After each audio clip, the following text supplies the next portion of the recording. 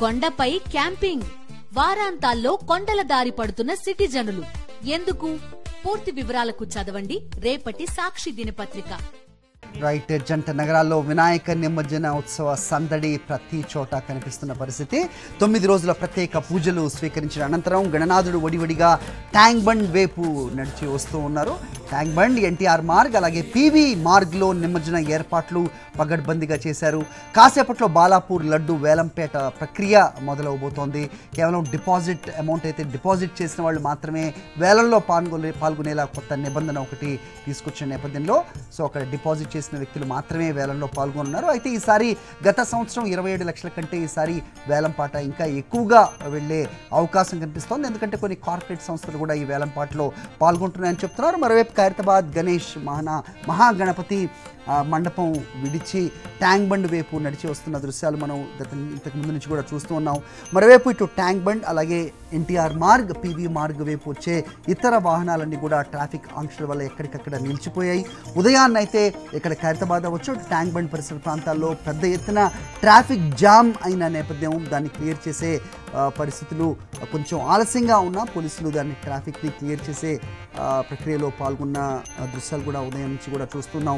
మరోవైపు జంట నగరాల్లో వినాయక నిమజ్జనానికి జిహెచ్ఎంసీ అయితే పటిష్ట ఏర్పాట్లు చేసింది.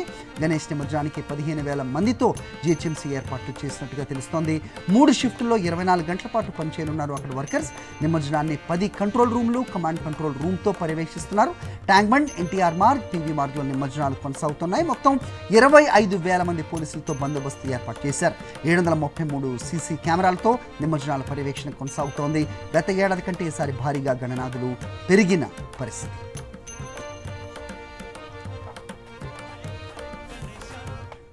రైట్. ట్యాంక్ బండ్ వద్ద నుంచి మా కరెస్పాండెంట్ శేఖర్ అడిగి మరిన్ని వివరాలు తెలుసుకునే ప్రయత్నం చేద్దాం. శేఖర్, చెప్పండి. గణేష్ నిమజ్జన సందడి ఏ రకంగా ఉంది? ఎక్కడ ఉన్నారు మీరు ప్రస్తుతం ట్యాంక్ బండ్ దగ్గర? మహాగణపతి, ఖైరతాబాద్ మహాగణపతి ఎంతసేపట్లో అక్కడికి రావచ్చు? మరోవైపు ట్రాఫిక్ ఆంక్షలు ఉన్న నేపథ్యంలో ట్రాఫిక్ అంతా కూడా ఆపేసిన పరిస్థితి కనిపిస్తోందా? ఏంటి మీ దగ్గర ఇన్పుట్స్ క్లియర్గా చెప్పండి. మరి ప్రస్తుతం నేను తెలుగు తల్లి ఫ్లైఓవర్ దగ్గర ఉన్నాను. ఫ్లైఓవర్ మీద పెద్ద ఎత్తున కూడా జనం వచ్చారు. కిక్కిరిసి పోతుందని చెప్పుకోవాలి. ప్రస్తుతం తెలుగు తల్లి ఫ్లైఓవర్ సమీపానికి ఖైరతాబాద్ బడా గణేష్కు సంబంధించినటువంటి రాముని విగ్రహం చేరుకుంది. మరి కొద్ది నిమిషాల్లోనే బడా గణేష్ కూడా మెయిన్ ఫ్లైఓవర్ స్ట్రీమ్ దగ్గరికి రాబోతున్నారు. 11 రోజుల పాటు పూజలు అందుకున్నటువంటి ఖైరతాబాద్ బడా గణేష్ తెలుగు తల్లి ఫ్లైఓవర్ సమీపానికి చేరుకున్నారు. ఇక గణేష్ నిమజ్జనానికి రాష్ట్ర ప్రభుత్వం పటిష్టమైనటువంటి ఏర్పాట్లు చేసిందని చెప్పుకోవచ్చు. ముఖ్యంగా గ్రేటర్ హైదరాబాద్ నగరంలో 3 శాఖల సమన్వయంతో ఈ గణేష్ నిమజ్జన ఏర్పాట్లు జరుగుతూ ఉన్నాయి. పోలీస్, హెచ్ఎండిఏ, జిహెచ్ఎంసీకి సంబంధించినటువంటి డిపార్ట్మెంట్లకు సలహాగా ఇంకా అటాచ్డ్గా ఎలక్ట్రిసిటీకి సంబంధించినటువంటి ఉద్యోగులు కూడా సహాయక సహకారాలు అందిస్తూ ఉన్నారు. జిహెచ్ఎంసీకి సంబంధించినటువంటి సిబ్బంది దాదాపు 15,000 మంది సిబ్బంది ఈ నిమజ్జన కార్యక్రమంలో పాల్గొంటూ ఉన్నారు. ఈరోజు కొంత కీలకంగా లేకపోయినప్పటికీ రేపు, ఎల్లుండి, అవతల ఎల్లుండి 3 రోజుల పాటు పారిశుద్ధ్యానికి సంబంధించినటువంటి విషయంలో జిహెచ్ఎంసీ సిబ్బంది చాలా ఎక్కువగా పాల్గొనేటువంటి అవకాశాలు ఉంటాయి. వాళ్లకు ఇబ్బందికరమైనటువంటి పరిస్థితులు ఉంటాయి. కాబట్టి అమ్రాపాలి ప్రజలందరినీ రిక్వెస్ట్ చేశారు, రోడ్ల మీద చెత్త వేయకూడదు అని రిక్వెస్ట్ చేశారు. ఇక పోలీస్ సిబ్బంది దాదాపు 25,000 మంది పోలీస్ సిబ్బంది పాల్గొన్నారు. అడిషనల్గా 3,000 మంది జిల్లాల నుంచి వచ్చారు. అట్లాగే స్పెషల్ ఫోర్సెస్లో భాగంగా 8,000 మందిని బ్యాక్గ్రౌండ్లో పెట్టాము. మొత్తం 40,000 వరకు సిబ్బంది పాల్గొంటా ఉన్నారు ఈ నిమజ్జన కార్యక్రమంలో అని సిపి సివి ఆనంద్ చెప్పారు.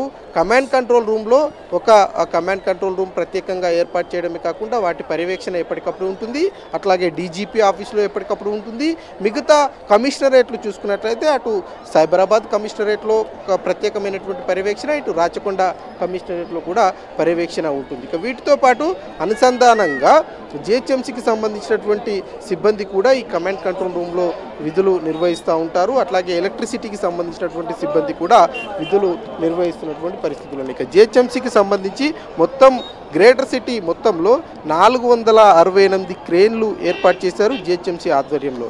కేవలం ట్యాంక్ బండ్ పరిసర ప్రాంతాల్లోనే 38 క్రేన్లను ఏర్పాటు చేశారు. మెయిన్ ట్యాంక్ బండ్ రోడ్డు మీద 12 క్రేన్లను ఏర్పాటు చేశారు. అట్లాగే ఎన్టీఆర్ మార్గ్ ఏదైతే ఉందో ఆ మార్గ్కు సంబంధించినటువంటి రోడ్లో కూడా దాదాపు 12కు పైగా క్రేన్లను ఏర్పాటు చేశారు. అటు నెక్లెస్ రోడ్డుకు సంబంధించినటువంటి ప్రాంతాల్లో కూడా ప్రత్యేకమైనటువంటి క్రేన్లను ఏర్పాటు చేయడం జరిగింది. ఇక ఉదయం 9 గంటల ప్రాంతం వరకు కూడా ప్రజలందరినీ రోడ్ల మీదకి వదిలేశారు, ఫ్రీగా పోలీసులు వదిలేశారు. 9 గంటల వరకు ఎక్కడికక్కడ ట్రాఫిక్కు సంబంధించినటువంటి ఆంక్షల అమలు కాకపోవడంతో కొంత ఇబ్బందులు అయితే జరిగాయని చెప్పుకోవచ్చు. కానీ 9 గంటల తర్వాత ట్యాంక్ బండ్ పరిసర ప్రాంతాల్లో ఉన్నటువంటి రోడ్లన్నింటినీ కూడా క్లోజ్ చేయడం జరిగింది. డైవర్షన్ చేస్తూ ఉన్నారు. ఏ ఒక్క వెహికల్ని కూడా ఇటువైపు రానివ్వడం లేదు. ఇక గతంలో లాగా ఈసారి కొంత తెలుగుతల్లి ఫ్లైఓవర్ కావచ్చు, అట్లాగే మిగతా చుట్టుపక్కల ఉన్నటువంటి రోడ్లకు సంబంధించినటువంటి క్లోజ్ చేయలేదు.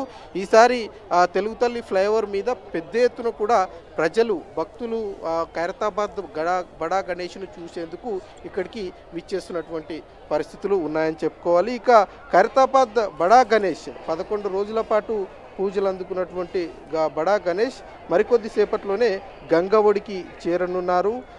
ప్రత్యేకమైనటువంటి పూజల్లో భాగంగా ముఖ్యమంత్రి అట్లాగే ప్రజాప్రతినిధులు, వివిఐపీలంతా కూడా పాల్గొన్నారు. ఖైరతాబాద్ బడా గణేష్ ఉండియే కేవలం 70 లక్షల రూపాయలు రెగ్యులర్ ఉండి వచ్చింది.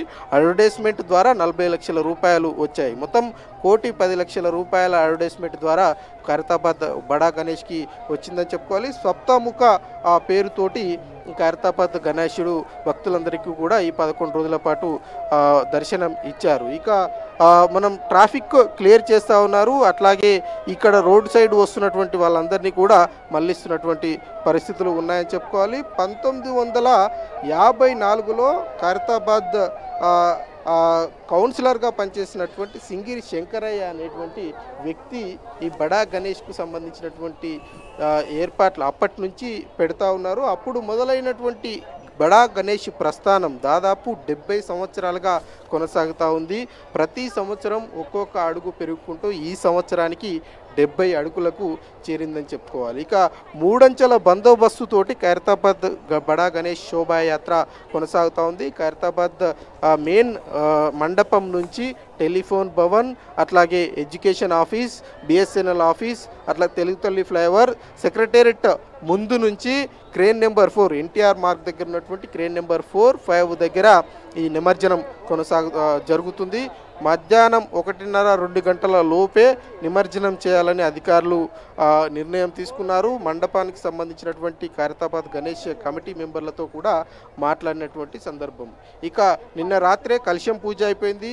మొన్ననే కర్రలన్నింటినీ కూడా తొలగించినటువంటి పరిస్థితులు ఉన్నాయి. ఈరోజు ఉదయం 6:30 గంటల ప్రాంతంలోనే శోభాయాత్ర ప్రారంభమైంది. అయితే శోభాయాత్ర ప్రారంభమైన మొదటి గంట సేపు కొంత స్పీడ్గా గణనాథుడు ముందుకు కదిలాడు. కానీ పోలీసులు కొంత ఈ తొందరగా అడావిడి చేయాలన్నటువంటి నేపథ్యంలో మేము కదలనివ్వము అంటూ కమిటీ సభ్యులంతా కూడా గణపతి ముందు కూర్చోవడంతో కొంత ఆలస్యంగానే మళ్ళీ శోభాయాత్ర కొనసాగుతున్నటువంటి పరిస్థితులు ఉన్నాయని చెప్పుకోవాలి. మరికొద్ది సేపట్లోనే తెలుగుతల్లి ఫ్లైఓవర్ సమీపానికి ఇప్పుడు చేరుకుంది. మరికొద్ది సేపట్లోనే తెలుగుతల్లి ఫ్లైఓవర్ దగ్గరికి చేరుకొని నిమజ్జనం వైపు కొనసాగేటువంటి పరిస్థితులు చాలా స్పష్టంగా ఇక్కడ కనిపిస్తూ ఉన్నాయి. హరి.